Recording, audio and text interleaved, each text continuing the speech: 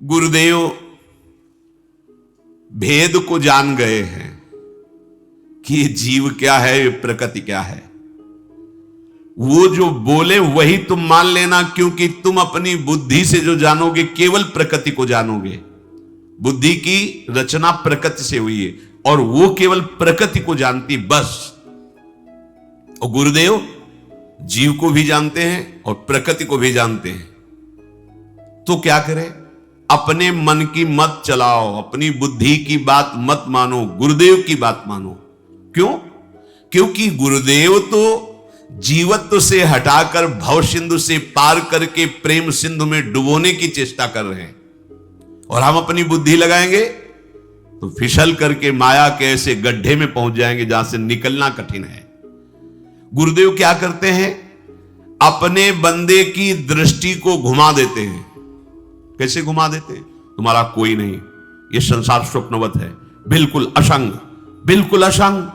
ये प्रलोभन इंद्रियों के भोगों का बिल्कुल मिथ्या है, एकदम सावधान।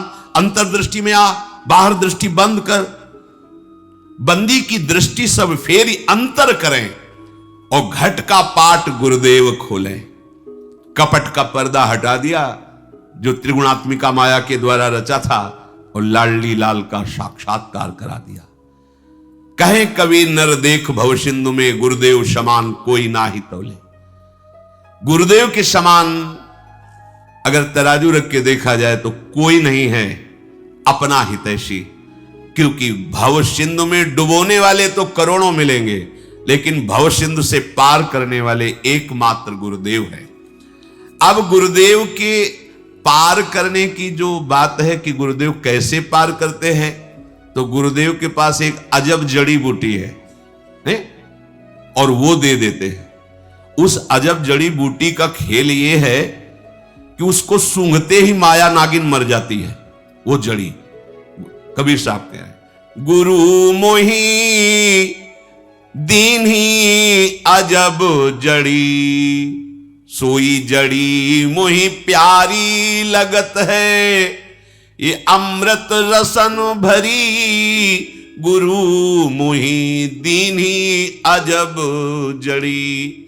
काया नगर अजब एक बंगला, तामे गुप्त धरी, पांचों नाग पचीसो नागिन, सूंघत तुरत मरी, गुरु मोही दीन ही अजब जड़ी।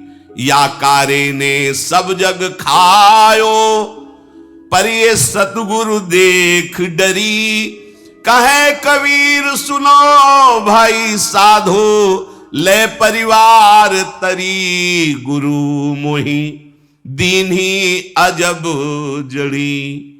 गुरुदेव ने मुझे अद्भुत नाम सुकृत धन अपनी जीवन, गुरुदेव का जीवन क्या है? नाम और मंत्र। गुरुदेव, अरे बोले गुरुदेव ने क्या दिया? अपना जीवन दे दिया तुम्हें। नाम मंत्र इससे बढ़कर नहीं। तुम तो सेव संतरा रुपया पैसा, गुरु ने अपना जीवन दे दिया।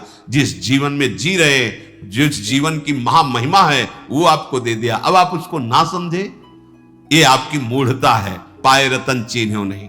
तो श्री कबीर साहब कह रहे हैं कि गुरु ने मोहि दीनी अजब जड़ी, अब सोई जड़ी मोहि प्यारी लागत। ये जो गुरुजी ने मुझे औषधि दी ना, भव रोग की अचूक औषधि, नाम। जड़ी माने होते औषधि, नाम। बोले अमृत रसन भरी, इसमें रस भरा हुआ है। क्या? राधा नाम सुधा रसम रसितुम। सुधा माने अमृत। कौन सा रस भरा है? बोले अमृत रसन भरी। राधा नाम सुधा रसम रसितुम, जिह्वास्तु में विह्वला। काया नगर अजब एक बंगला, तामे गुप्त धरी। ये जो बाहर से जड़ी दी है, अंदर रखी हुई सारी दिव्य वस्तुओं को ये खोल देगी। ये शरीर रूपी बंगला में हृदय रूपी एक महल, जो अंतःपुर, उसमें आपके सब कुछ रखा हुआ है। जैसे कंप्यूटर में सब कुछ है, अपने सामने रख दिया जाए तो कुछ चलाने नहीं आता तो क्या करें? और अगर चलाना आता है, सर्च करना आता है, सब कुछ जो चाहो जैसे चाहो तुम्हारा रखा हुआ, न रखा हुआ, या विश्व का गूगल क्या कहते हैं, हाँ गूगल, उसमें सर्च करो सब आ जाए। अब सर्च ही करना नहीं आता, अपने लोगों के पास जैसे रखा हो किसी काम का नहीं, क्या काम का, हमें कुछ आता ही नहीं उसमें तो क्या करें।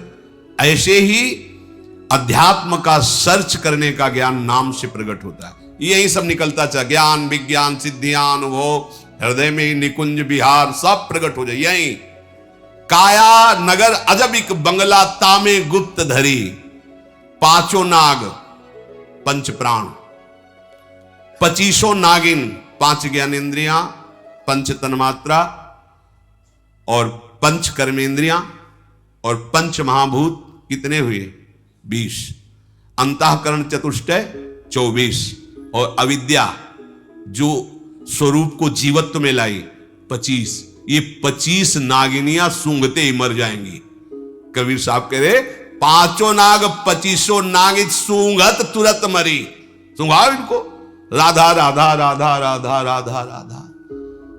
ये जो प्राण अभी पुष्ट है ना, तब ये भोग मांग रहे हैं। इंद्रियां बलवती हैं, व्यथा प्रकट करके भोगों की तरफ ले जा रही। ये बेहोश हो जाएगी, होश ही नहीं रहेगा। ब्रह्मादिक के भोग सब विषम लागत ताहि, नारायण ब्रजचंद की लगन लगी ही जाए। नारायण हरिभजन में 5 न सुहात, विषय भोग निद्रा हंसी, जगत प्रीति बहुबात। 5 नाग 25 नागित सूंघत तुरत मरी, गुरु ने मोहि दीन ही अजब जड़ी। या कार्य ने सब जग खायो, अज्ञान रूपी काल, कोई काल नहीं। अज्ञान ही वो मृत्यु है, अज्ञान ही वो काल है। सब संसार में अज्ञान अपना राज्य फैलाए हुए है। पर सदगुरु देख डरी, सदगुरु को देखकर अविद्या डर गई, यहां हमारा बल नहीं चलेगा। कहे कबीर सुनो भाई साधो, अरे संत जनों सुनो, ले परिवार तरी। जो इस जड़ी के सहारे हो गया, कुल का कुल तर गया, परिवार का परिवार तर गया, बाहर और भीतर का भी परिवार। ये पंचभूत ब्रह्ममय हो गए, अंतःकरण भगवत स्वरूप हो गया, स्वभाव भगवत स्वरूप, स्थूल सूक्ष्म कारण सब ब्रह्ममय, सर्वम खलविदम ब्रह्म। लय परिवार तरी, 21 पीढ़ियां तर जाती हैं, गुरु निमोई दीन ही अजब जड़ी। इसलिए श्री भगवान कह रहे हैं अनन्यस चिंतयन्तु माम, तुम मेरा केवल अनन्य चिंतन करो। तो बोले विरक्त को तो बता दिया कि ऐसे आश्रित रहे, और गृहस्थ को क्या करना चाहिए। आपको जो संपत्ति मिली है, आपको जो परिवार मिला है, बिल्कुल अनजाना है। देख लीजिए, मां कहां से आई थी, कहां जाएगी, आपको कोई पता नहीं। बीच में केवल मिला हुआ है, माता पिता पत्नी भाई बंधु, ये सब बीच में मिले। मूल में और अंतिम परिणाम में, दोनों में परिचय तुम नहीं जानोगे। ये जो बीच में तुम्हें मिला हुआ है, इसका सदुपयोग कर दो। इस पे अहंकार मत करो, मैं धनी हूं, मैं इतना परिवार का इतना मालिक हूं, ऐसा ऐसा। ये अहंकार ही नाशकारक है।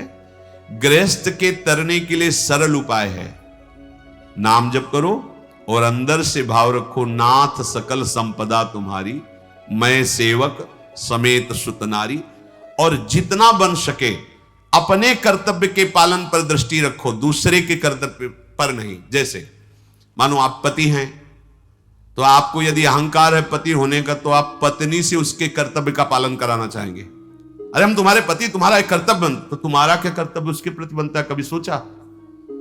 हम पिता हैं, तुम पुत्र हो, तुम्हारा कर्तव्य क्या है? सारे के सारे झगड़े इसी बात में होते हैं कि तुम्हारा कर्तव्य हमारे लिए क्या, क्योंकि वो सुख चाहता है।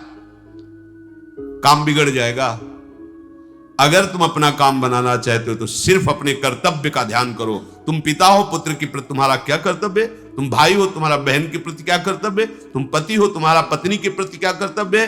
तुम एक ग्रामवासी हो, तुम्हारे ग्राम के प्रति क्या कर्तव्य है? तुम एक देशवासी हो, देश के प्रति क्या कर्तव्य है? तुम विश्वात्मा भगवान के जन हो, तो विश्व के प्रति क्या कर्तव्य है? अगर ऐसा तुम याद रखोगे तो तुम गृहस्थ होते हुए भी महात्मा हो और निश्चित तुम्हें भगवत प्राप्ति होगी।